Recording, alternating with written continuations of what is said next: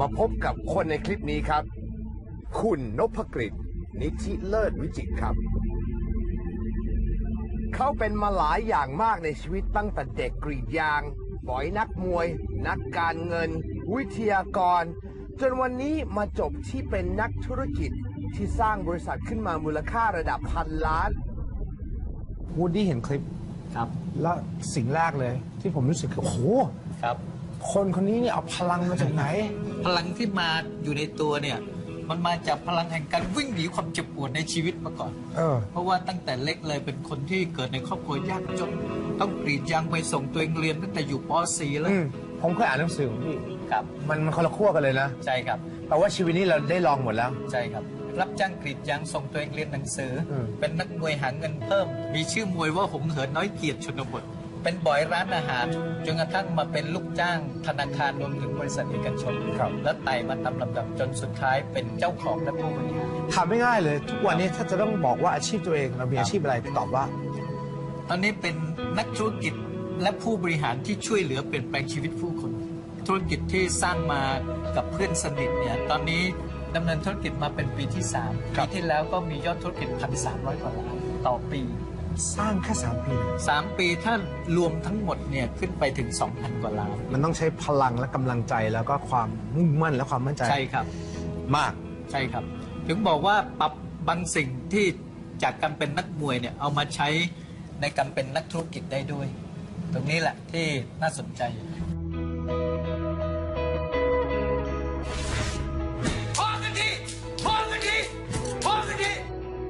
นี่เป็นเรียกว่าเวทีผืนผ้าไปทุกคนมีเวทีแสดงของตัวเองหน้าที่เราก็คือต้องรู้หน้าที่แล้วก็มีความรับผิดชอบก่อนอย่างนักมวยก็ต้องรู้หน้าที่มีความรับผิดชอบฟิตเตรียมตัวเองให้พร้อมดูแลบำรุงร่างกายให้ดีจากนั้นมันยังต้องใช้ IQ ด้วยระบบประมวลผลว่าจะออกอาวุธยังไงจะปิดยังไงจังหวะจะเล่นยังไงรวมถึงต้องมี EQ ที่ดีควบคุมอารมณ์ตนเองได้ฮึดสู้ได้เองแม้ว่าคะแนนจะเป็นรองแต่เราฮึดสู้ได้อย่างนี้เรียกว่ามีสมดุลของ 3Q IQ PQ PQ คือร่างกายถ้ามี P นี่มันจะทำให้การเคลื่อนไหวคล่องแคล่วแล้วก็ EQ ด้วย IQ ใช่ครับ PQ Physical Quotient ใช่ครับแล้วก็ EQ แต่ว่าธุรกิจจะเพิ่มมาอีก Q หนึ่งเป็น SQ Spiritual Quotientเป็นเรื่องจิตวิญญาณที่ไม่ได้ทำเพื่อเงินทองอย่างเดียวแต่ทำเพื่อผู้คนแล้วเราต้องมีจิตใจที่เหนือกว่านั้นมวยมีไหมฮะ spiritual quotient เรายังไม่ต้องใช้ถึงจุดนี้แต่ว่าพอเป็นนักธุรกิจเนี่ยเราต้องให้สิ่งที่มีคุณค่าเกินกว่าตัวเราละเราจึงเป็นนักธุรกิจที่ประสบความสำเร็จได้สมมุติเวลาเราเป็นนักมวยจดมวยเข้าหากันเนี่ยเราจะหาจุดโจมตีคู่ต่อสู้มันเหมือนหาจุดที่เราจะแข่งขันในตลาดพอคู่ต่อสู้ต่อยมันเราหลบแล้วก็เราจะดึงจังหวะเพื่อทำคะแนนยังไงมันก็อย่างนี้ทีนี้นักมวยที่ไม่ประสบความสำเร็จคือนักมวยที่กลัวเจ็บผมจดมวยกับคุณวูดดี้แล้วผมกลัวเจ็บกลัวอาวุธมากผมไม่เป็นทำอะไรไม่เป็นอันทำเลยถอยอย่างเดียวแล้วผมก็จะแพ้ดังนั้นนักมวยที่ดีจริงมันต้องโดนบ้างเหรอต้องแล้วต้องกล้าออกอาวุธไม่ต้องกลัวเจ็บไม่ต้องกลัวแต่คือมันโดนได้บ้างใช่ครับโดนได้บ้างแต่ต้องมีความอดทนไม่ใช่โดนปุ๊บกูนอนละไม่ได้การฝึกความอดทนเนี่ยมันเป็นเรื่องของทั้งร่างกายแล้วก็จิตใจเมื่อเราก้าวผ่านมาตรฐานความอดทนของจิตใจไปได้เนี่ยเราจะสามารถรองรับปัญหาที่หนักขึ้นคิดว่าหลายคนจะทำธุรกิจกลัวเจ็บไม่กล้าเผชิญกับความเจ็บถ้าเลือกที่จะไม่ล้มเลยแปลว่าเราอยู่ในพื้นที่ที่เราสบายใจแต่การสร้างชีวิตที่ยิ่งใหญ่เราต้องออกมาจากพื้นที่ตรงนั้นขยายให้มันใหญ่ขึ้นเรียกว่าต่อสู้ภายใต้พื้นที่ชายขอบของความสบายใจถ้าเราสบายใจแค่วงนี้เนี่ยเราก็จะได้ผลลัพธ์แค่วงนี้แล้วหน้าที่เราคือก้าวออกไปไม่เคยเจอกันระดับแชมป์โลกเลยเรากล้าชื่อเราก็จะดังขึ้นแต่ถ้าขอชกกับอันดับ10ตลอดเลยมีอันดับกูไม่เอากูถอยลูกเดียวเราจะไม่ประสบความสำเร็จงั้นเกมพี่ต้องใหญ่ใช่ครับถึงแพ้แต่เราก็ได้เคยล้มหนักสุดในชีวิตครั้งไหนวันที่เงินเดือนออกคือวันที่เงินใช้หมดเป็นวันเดียวกันอีก30 กว่าวันต้องใช้เครดิตการ์ดรวมถึงกดการ์ดเงินสดเพื่อหมุนต่อดำรงชีวิตต่อให้ได้ตอนนั้นนี่เรียกว่าใช้ชีวิตไม่ถูกต้อง มีบินเรียกเก็บบัตรเครดิตทั้งหมด 16 ใบต่อเดือน เป็นชีวิตที่เรียกว่ามีภาระหนี้ของผ่อนบ้านผ่อนรถรวมถึงบัตรเครดิตเนี่ยเป็น 120% ของรายรับทั้งเดือน ช่วงนั้นถือว่าสาหัสที่สุด ตอนนั้นเรายังไม่มีความรู้ในการที่จะบริหารชีวิต ใช่ครับ มีความรู้หาเงินอย่างเดียว แต่ว่าบริหารเงินกับคุมความต้องการของตัวเองไม่เป็น พอมีเงินปุ๊บเราก็อัปเกรดรถ อัปเกรดบ้าน แล้วก็ใช้ชีวิตแบบสนุกสนาน อันนั้นหนักสุดเลยป่ะ อันนี้ถือว่าเป็นการล้มเลยหรือเปล่า ใช่ ถือว่าล้มแบบชนิดที่ว่าเรารู้สึกว่าชีวิตทำไมต้องเป็นแบบนี้วะ เหมือนนักมวยที่ถูกรัวหมัดอะ โอ้โห จะไปไงต่อดีวะ ครับ รัวหมัดเป็นชุดเลย ครับ จนมึนกับสถานการณ์นั้น SQ มันเลยหายหมด อ๋อ ทีนี้พอโดนปุ๊บเนี่ยไอ้คำว่า pause นักมวยที่โดนหนักๆ pause ก็คือลงไปนับ 8 ครับ อย่างนี้คือ pause ให้กับชีวิต เพื่อตั้งสติขึ้นมาใหม่ เพราะว่าถ้าเราดื้อยืนต่อเนี่ยโดนน็อกแน่ โดนยำจนเมาแน่ งั้นก็ลงมาหน่อย ใช่ครับ แต่ไม่ใช่ว่าลงมาแล้วก็นอนยาวไม่ใช่อันนี้ ลงมาก็เฮ้ยตรงไหนน่านอนดีไม่ใช่ครับเราต้องเฮ้ยเดี๋ยวกูต้องสู้ใหม่เว้ยยังมีหวังอยู่ยังมีหวังอยู่ บางทีเรายืนนานมาก ครับ จนเราเบลอ ใช่ มันต้องลงมาคุกเข่าหรือว่านอนจริงๆนะบางคนแล้ว ใช่ ผมว่าวิวจากฝั่งเนี่ย ใช่ บางทีเราก็เห็นอะไรที่เราไม่เห็น ถูกต้องครับ แล้วพอนอนสักพักหนึ่งเนี่ยเราก็เตรียมที่จะลุกขึ้นใหม่ๆดังนั้นถ้าเกิดวันนี้เนี่ยถ้าเจออะไรที่มันสาหัส สู้ได้หมดเราผ่านสถานการณ์นั้นมาแล้ว เออ ครับ นี่คือเป็นที่มาที่เวลาสอนไอ้สัมมนาที่เห็นในคลิปทำไมพลังสู โอ้ ง เยอะมาก เพราะเราผ่านมาหมดแล้ว ทุกอย่างในชีวิตเลยมันทำร้ายเราไม่ได้อีกแล้ว เราจึงอยากจะเป่าประกาศให้ผู้คนในประเทศนี้ในโลกนี้รู้ว่าชีวิตคุณน่ะคุณเกิดมาเพื่อเป็นผู้ชนะ คุณไม่ต้องกลัวมัน แต่ขอให้ใช้ปัญญาแล้วก็หัวใจที่ถูกต้องเนี่ย เราจะก้าวผ่านมันไปได้ โอ้พลังพี่มาเต็มเลยนะวันนี้ ครับ แล้วตอนนั้นอาชีพบ่อยเป็นไง อาชีพบ่อยนี่เรียกว่าเป็นอาชีพที่จำเป็น แต่ เพราะหลังจากที่ผมเอนทรานซ์ติดที่สงขลานครินทร์เนี่ยก็เป็นเด็กเกเรหลงแสงสีจนกระทั่งเรียนต่อไม่ไหวปี 2 เจอ Third Probation ก็ไป 1.66 เกือบจะรีไทายแล้วตัดสินใจลาออกเลย แล้วก็ไม่มีใครส่งเรียนแล้ว ผมเลยต้องหาเงินส่งตัวเองเรียนราม ครับ ด้วยกันไปเป็นบ่อย แต่เป็นบ่อยก็ได้บทเรียนอีกนะ คุณ ครับ เท่าที่อ่านเนี่ยคุณ ครับ เสิร์ฟที่ภัตตาคาร มีที่คุ้มหลวงแล้วก็ตำหนักไทย ตำหนักไทย ใช่ครับ เขาไม่มีใช่ไหมทุกวันเนี้ย ใช่เขาเลิก ตำหนักไทยเป็นสเก็ตป่ะ ใช่ครับ เออ บัสบอยส่งสเก็ต ตอนนั้นผมเป็นกัปตัน อ๋อ เลยไม่ต้องใส่สเก็ต เออเท่าที่อ่านคือคุณจะมีเทคนิค ครับ ในการเอาชนะใจ ใช่ครับ ผู้บริโภคหรือว่าลูกค้า ใช่ครับ ยังไง เรียกว่าอ่านความคาดหวังของผู้บริโภค เออ เช่น เช่น เราจะดูเลยว่าจานเขาถึงจังหวะเขาจะเรียกเปลี่ยนหรือยัง แต่เราไม่ต้องรอเขาเรียกเราไปเปลี่ยนให้ก่อน ก่อนที่เขาจะยกมือผมจัดการเรียบร้อย เขาก็จะรู้สึกพึงพอใจ เราก็ต้องใช้จิตบริการที่สูง รวมถึงอ่านความคาดหวัง สายตามอนิเตอร์ตลอดเลย ว่ามีอะไรที่เราจะต้องเติมให้บริการเขาแบบพึงพอใจสุดๆ นี่คือสิ่งที่ผมทำมา นั่นชีวิตตั้งแต่นู้นตอนนี้เป็นบ่อยนี่คือเติม ใช่ครับ เต็ม ใช่ครับ ให้กับทุกคนที่อยู่ในชีวิต ใช่ครับทำให้เราฝึกความอดทน จากที่เป็นคนที่อยากให้คนอื่นบริการเที่ยวนี้เราบริการคนอื่น ช่วงแรก ๆ มันฝืนมากเลย ตั้งเป้าว่ามึงจะไม่เป็นหมอยน้ำกูต้องจบรามให้เร็วที่สุด ครับ ทำท่านี้กับตัวเองเลย เหรอ แล้วผม อย่างนี้เลยเหรอ ใช่ครับ ผมมีท่านี้ประจำเลย ทุกวันนี้ทำเวลาสอนบนเวทีแล้วให้คนอื่นพึ่งสู้ อ่า เวลาเจอปัญหา ยังไงฮะ เวลามีความกลัว อ่ะ นำพาตัวเองมาถึงอารมณ์พอกันทีเลย อ่า พอกันทีแล้ว พอกันทีแล้ว กูไม่ยอมอีกแล้ว มันรู้สึกจริงๆเนาะ ใช่ครับ มันมีภาษากายเชื่อมกับระบบความคิดของเรา ทุกสิ่งที่เป็นปัญหาชีวิต เขาจัดการได้ อยู่ในกำมือเขา อยู่ในกำปั้นเขา อย่าดูถูกตัวเอง อ่า อย่ายอมให้ปัญหากดทับอยู่ เพราะปัญหามันก็เหมือนกับคนนักเลงโตที่ชอบรังแกคนที่อ่อนแออแต่ถ้าใครสู้ปัญหามันจะถอย แล้วลูกพี่ปัญหามันก็จะมาหาเราอีกนะไอ้ปัญหาถอยไปมันไม่ยอมมันไปเรียกลูกพี่มันมา ใหญ่กว่าเดิมอีก ลูกพี่มันใหญ่กว่าเดิมเราก็ต้องสู้กับลูกพี่มันได้ แล้วในที่สุดพอเราเป็นแชมเปี้ยนเราเป็นเจ้ายุทธจักรเนี่ย ปัญหามันจะสิโรราบให้เรา ปัญหามึงมาเลยกูไม่กลัวมึงอีกแล้วแล้วกูเตะแน่ อ่า กูทีมเลยมึงสู้เหรออ้ำสู้กับกูเหรอปัญหามันงัวเงียกับเราเราผลักมันออกไปก่อนแล้วก็เตะมันอีกทีนึง ผลักไปแล้วก็ ใช่ โต้ไปอีกทีนึง เพราะว่าถ้ามันรัวเราอยู่แล้วเตะมันจะไม่โดนปัญหาผลักตัวเองออกมา ผลักตัวเองออกมา ดึงตัวเองออกมาให้เหนือกว่าปัญหาหน่อย อย่าใช้ปัญญาระดับที่ปัญหามันเกิด ครับ เราต้องมีปัญญาที่สูงกว่าปัญ อุ้ยได้คีย์เวิร์ดแล้ว ปัญญาที่สูงกว่าปัญหา ใช่ครับ แต่ถ้าปัญญาต่ำกว่าปัญหานี่โอ้ เราจะโดนปัญหาเล่น จบ งา เล น ย จนกระทั่งชีวิตจบเห อ่านหนังสือพี่มามันจะมีจุดหนึ่งที่พี่เหมือนทำบริษัทอยู่แล้ววันหนึงก็รู้สึกว่าอยากจะเป็นนายเลย ครับ ใช่ไหมอะไรถึงทำให้คิดแบบ ใช่ นั้น มันมาจากการถูกกดไว้ตั้งแต่สมัยเด็กอะพอชีวิตมีแต่ความขาดแคลนเนี่ยเราอย่าเป็นคนที่ทำอะไรแล้วประสบความสำเร็จ พอเป็นบัสบอยปั๊บก็ถามเลยว่ามีวิธียังไงที่จะเป็นกัปตันได้ รุ่นพี่ก็สอนผมก็ฝึกตัวเองภายใน 3 เดือนสามารถก้าวหน้าเป็นกัปตันได้ พอเราจบรามจบปริญญาตรีสอบเข้าทำงานธนาคารกรุงไทยปุ๊บผมก็ถามพี่ทำไมถึงให้เป็นหัวหน้าเร็ว รุ่นพี่ไม่ตอบชี้ไปหัวหน้าปัจจุบันผมถามดูอายุเท่าไหร่เขาก็48แล้วงั้นกูไม่รอแล้วเพราะตอนนั้นผมเพิ่ง24เลยถามพี่แล้วถ้าไม่วิธีนี้มีวิธีไหนเขาบอกสอบเป็นนักเรียนทุนสิผมเลยเลือกสอบชิงทุนเป็นนักเรียนทุนธนาคารกรุงไทยตั้งแต่นั้นมาเราสำนึกแห่งความเร่งด่วนที่จะสร้างความสำเร็จเนี่ยมันเกิดอยู่ในตัวผมตลอดเวลาเลยนี่เป็นที่มาที่เกิดจากการที่เราไม่ยอมหยุดนิ่งอยู่กับที่แม้ทุกวันนี้สร้างบริษัทเป็นพันกว่าล้านแล้วยังไม่ยอมหยุดนิ่งอยู่กับที่มองเทรนด์ของโลกว่าบริษัทแสนล้านเขาทำยังไง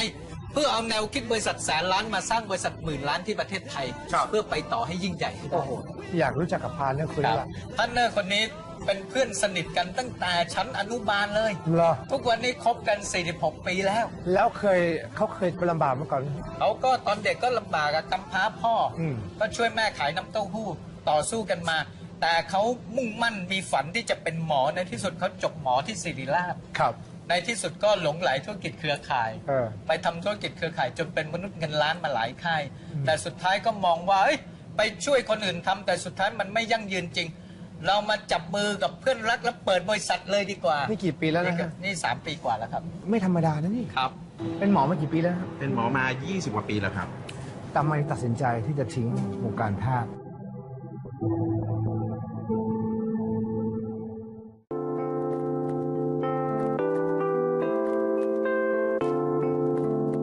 คุณนพกฤษเล่าถึงคู่หูที่ได้ฉายาว่ามนุษย์เงินล้าน รายได้ต่อเดือนหลักล้านขึ้นมาตลอด เป็นตัวพ่อที่คนในวงการขายตรงระดับประเทศ ต้องการตัวและยอมรับฝีมือที่สุดคนหนึ่งเลยทีเดียวครับ นั่นก็คือคุณหมอสิทธวี เกียรติชวนันท์ครับ เป็นหมอมากี่ปีแล้วครับ เป็นหมอมา 20 กว่าปีแล้วครับ ทำไมตัดสินใจที่จะทิ้งวงการแพทย์ตอนนั้นในการรักษาคนแล้วมาหันมาดูแลรักษาทางด้านนี้แทน คือเนื่องจากว่าเห็นโอกาสของธุรกิจนี้ว่ามันสามารถที่จะเปลี่ยนแปลงชีวิตของผู้คนได้นะครับ ตอนเริ่มต้นเนี่ยทำธุรกิจเครือข่ายเนี่ยตั้งแต่ปี 2540 เนี่ย ครับ ก็มองว่าเนี่ยธุรกิจนี้เนี่ยมันสามารถที่จะเติมเต็มชีวิตของเราได้ทำให้เราเนี่ยมีรายได้ที่เพิ่มมากขึ้นทำให้เรามีสมดุลในเรื่องของเวลาเพราะหมอคนหนึ่งเนี่ยตัดสินใจมาทำธุรกิจนี้ไม่ใช่เป็นเรื่องง่ายเลย ไม่ง่าย แต่ขาดสมดุลในเรื่องเวลาเพราะว่าเช้าต้องไปคลินิกกลางวันไปโรงพยาบาลเย็นคลินิกอย่างนี้อยู่ต่อเนื่อง ครับ จนค้นพบว่าธุรกิจนี้ถ้าเราประสบความสำเร็จเนี่ยเราได้สมดุลเวลากลับคืนมา ชื่อมาจากไหน Successful Success More เนี่ยมาจากหลักในการตั้งโดยที่คิดว่ามนุษย์เราทุกคนเนี่ยต้องการเนี่ยความสำเร็จที่เพิ่มมากขึ้น เดี๋ยวคุณหมอต้องพาผม ได้ เข้า ครั ไป บ ดูออฟฟิศ ยินดี สำ ครั นั บ กงานเผื่อ เดินไปดูด้วยกัน เผื่อไม่ได้คุณอาจจะเจอหุ้นใหม่ ครับ เท่าที่วูดดี้ยังเห็นนะมันก็คือมันมี product ถูกต้องต้องมี และ Product มันมีเครือข่าย มีเครือข่าย ที่เนี้ย มีเน็ตเวิร์กเนี่ย อ่า ที่นำ Product ออกไปเนี่ยให้ถึงมือของผู้บริโภค ครับ เราก็ถือว่าสร้างเน็ตเวิร์กของผู้บริโภคขึ้นมา งั้นเราต้องสร้าง พื่ประก ค อบ น เป็นธุรกิจนี้ถูก สร้าง ต้อง สร้างคนหรือเราต้องสร้าง product ที่ดีมันยังไง มันต้องหลายองค์ประกอบด้วยกัน ครับ ต้องมี Product ที่ดีนะครับต้องมีเน็ตเวิร์กที่ดี คนที่อยู่ในเน็ตเวิร์กเนี่ยก็ต้องมีค่านิยมที่ถูกต้องมี ครับ วัฒนธรรมองค์กรที่ถูกต้อง และต้องมีความรู้ความเข้าใจในธุรกิจนี้อย่างลึกซึ้ง มีทั้งหมดกี่สาขาครับ ตอนนี้เรามี 22 สาขา ใน นะค กี่ รับ ประเทศ 3 ประเทศครับในตอนนี้18 สาขาในประเทศไทย ครับ 2 สาขาในประเทศพม่านะค ครั รับบ แล้วก็อีก 2 สาขาในสปปลาว แล้วก็เดือนหน้าเราก็จะเปิดนะครับที่กรุงพนมเปญนะครับแล้วเดือนถัดไปก็จะไปที่เวียดนาม โอ้เร็วมากเลย ใช่ครับ พูดตรงๆนะครับ วูดดี้มีความรู้สึกว่าบางคนเขาบ ครั อก บ MLM นี่มันคือเอาเปรียบคน ครับ งั้นผมก็อยากจะให้คุณหมอแชร์ด้วยว่า เอ๊ะ ครับ ให้มันต่างยังไง ครับ จากที่คนเขาเข้าใจ ครับธุรกิจของเราเนี่ยเริ่มต้นอย่างง่ายๆ โดยที่เนี่ยคนที่เห็นโอกาสของธุรกิจ แล้วตัดสินใจเข้ามาร่วมธุรกิจกับเรา เราเข้าใจธุรกิจเราเข้าใจนักธุรกิจและเราก็บริหารเป็นส่วนที่ 2 ก็คือเรามีจุดเด่นในเรื่องของผลิตภัณฑ์ที่สามารถตอบโจทย์ความต้องการของผู้คนในตลาดได้อันนี้เป็นเรื่องที่2 ครับ เรื่องที่3เนี่ยเป็นในเรื่องของสาขาของเราเนี่ยที่เราลงทุนด้วยเงินทุนของเราเอง แล้วเราพัฒนาสาขาของเราอย่างต่อเนื่อง ครับ และใน1สาขาเนี่ยมันก็ full option อย่างที่คุณวูดดี้เห็นก็เป็น Pick and Pay เป็น Service Center แล้วก็จะเป็น Training Center ด้วยนะครับถ้าเกิดเราสามารถพัฒนาคนที่เข้ามาร่วมธุรกิจให้สามารถเนี่ยเติบโตมีความรู้ความเข้าใจในธุรกิจนี้สุดท้ายเขาสามารถประสบความสำเร็จได้ คุณแบ่งพาร์ทกันยังไงคุณนพกับคุณหมอเราแบ่งพาร์ท คุณนพเนี่ยดูแลในเรื่องของเนี่ยการพัฒนาคน ครับ ดูแลในเรื่องของการบริหารงาน ในเรื่องของการพัฒนากลยุทธ์อะไรต่างๆนะครับที่ทำให้ธุรกิจของเราเติบโต มีแผนปฏิบัติงานนะครับที่ออกมาจากกลยุทธ์ในแต่ละปีในส่วนของผมเนี่ยผมดูแลในเรื่องของผลิตภัณฑ์พัฒนาผลิตภัณฑ์ออกมาอย่างต่อเนื่องจากเริ่มต้นเรามีไม่กี่รายการคุณวูดดี้ปัจจุบันเรามีประมาณ50รายการแล้วปีนี้เราจะออกประมาณสัก20รายการ นี่คือจาก ะรับ ล้านกลายเป็นพันล้าน ถูกต้องนะ เพราะนี่เลยภายใน2 ปี ถูกต้องนะครับภายใน2 ปีกว่าๆ เพราะ นะค ครับ นและ product มันขับเคลื่อน คนและ Product นะและบวกกับการสนับสนุนนะครับที่เป็นระบบของเรา ครับ เรามีสาขารองรับเนี่ยผมก็ดูแลในเรื่องของสาขาทั้งในประเทศแล้วก็ในต่างประเทศ จากพันล้านเนี่ย ครับ เรากะว่าสเต็ปต่อไปคือหมื่นหรือแสน อีก 5 ปีข้างหน้าเนี่ยเราจะเป็นธุรกิจ10,000 ล้าน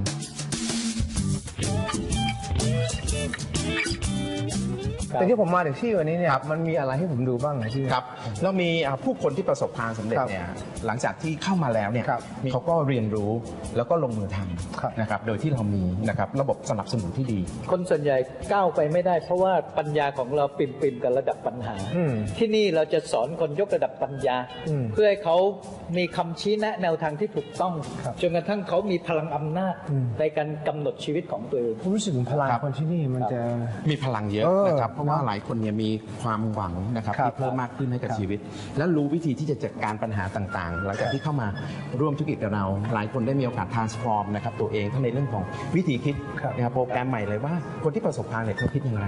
และคนที่จะไปต่อข้างหน้าต้องมีระดับพลังงานที่สูงกว่าคนปกติ แน่นอน เนี่ยคนเหล่านี้เนี่ยเรียกว่า alert มาก มันไม่ นะค ได้ รับ ว่าคุณเดินเข้ามาแล้วมันก็จบมันไม่ใช่แค่ ใช่ครับ มันต้องมีการทำงานร่วมกัน ถูกต้อง คลุก นะครับ คลีกัน ต้องมีการเรียนรู้และพัฒนาตนเองอย่างต่อเนื่อง ทัศนคติต้องปรับ ถูกต้องครับ ว่าทุกอย่างมันเป็นไปได้เดินไปข้างหน้า ถูกต้องนะครับ แล้ว ทำให้เราชนะปัญ แล้วถ้า หา คนที่เข้ามาแล้วเขาไม่พร้อมจะเดินเขาทำไงใน business นี้นะครับ สมมติเขาเดินเข้ามาหาคุณ ครับ แล้วเขาดูหน้าเขาแบบ มันไม่มีหวังอ่ะ ครับ เราปล่อยเขาหรือเราช่วยเขา เราช่วยทุกๆคนนะครับ อันดับแรกคือเขาต้องมีวิลลิ่งก่อนเขาต้องการที่จะประสบความสำเร็จ แล้วสามารถที่จะพาตัวเองเนี่ยเข้ามาเรียนรู้เข้าหลักสูตร Start Your Business with Why ซึ่งตอนนี้เนี่ยคุณนพเนี่ยเทรนครั้งหนึ่งเนี่ยตอนนี้เนี่ยก็ประมาณสัก 1,500 คนนะ ค ครั รั้ บ งละ1,500 ที่เห็นในคลิปที่ผม ครับ ออก ประมาณ อาวุธ 1,500 คนครับ กี่นาทีหรือกี่ชั่วโมง ทั้งวันเลยครับ ทั้งวัน 9 โมงเช้าถึง6 โมงเย็น โอ้โหพลังวันนี้ พ ม ลัง หา เต็ม ศาล ที่ มาก ครับ แล้วมันตอบโจทย์ที่คุณวิริถามว่าเอ้ยถ้าเขามาแล้วเขาไม่ต้องการเป็นยังไง หลักสูตรนี้แหละจะเป็นหลักสูตรที่ทำให้เขาค้น